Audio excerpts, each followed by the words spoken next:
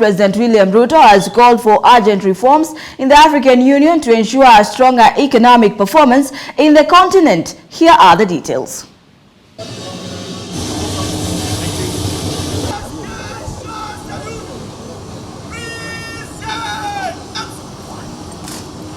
President William Ruto has called for urgent reforms in the African Union to ensure a stronger economic performance in the continent and regionally.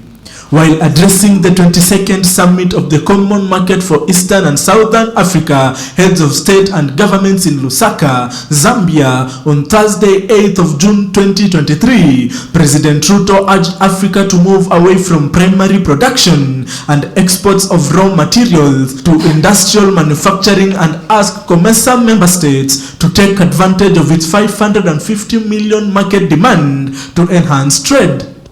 Regionally, several obstacles separate COMESA from its vision of prosperity through integration and industrialization.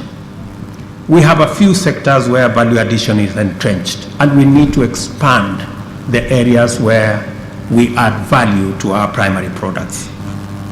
Additionally, weak regulatory frameworks, rampant non-tariff barriers, and weak technological capacity contribute to our underperformance in value addition and therefore in trade.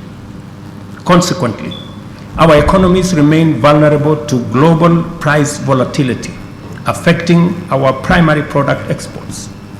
In turn, this severely constricts our space to pursue the structural transformation of our economies and to achieve SDGs. President Ruto also called for the consolidation of the COMESA, the East African Community, and the Southern African Development Community to enhance the African Continental Free Trade Area Agreement. This comes after President William Ruto urged his peers in Africa to mobilize central and commercial banks to join the newly formed Pan-African Payments and Settlement Systems during a summit by the Africa Free Trade Area Organization in Nairobi. And COMESA should be able to provide the building blocks for us to ultimately build the Africa Continental Free Trade Area. Mr. President, in the last 4 months, I have sent a special envoy to 15 countries, amongst them Egypt, from Egypt to South Africa, because we need to consolidate the market around East African Community, SADC, and COMESA. President Ruto further noted that Kenya has committed to pursuing green investment throughout the country and had intentions of accelerating economic growth through increasing foreign exchange earnings, creating employment, and reducing poverty.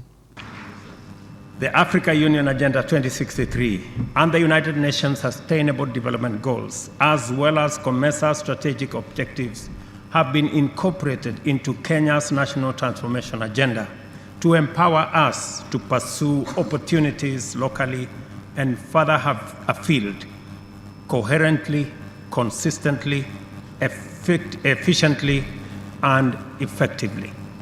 We have also positioned Kenya and are championing for the radical repositioning of Africa as the clean, green, young continent of the future in order to exploit the opportunities arising from global transition to green industrialization and to transform the challenges posed by climate crisis into opportunities to lead the next industrial revolution from Africa.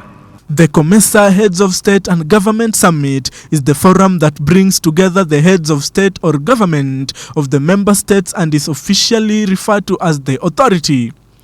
The authority is the supreme policy organ of the common market. It is responsible for the general policy and direction and control of the performance of the executive function of the common market and the achievement of its aims and objectives, and as such other powers as are vested in it under the COMESA Treaty.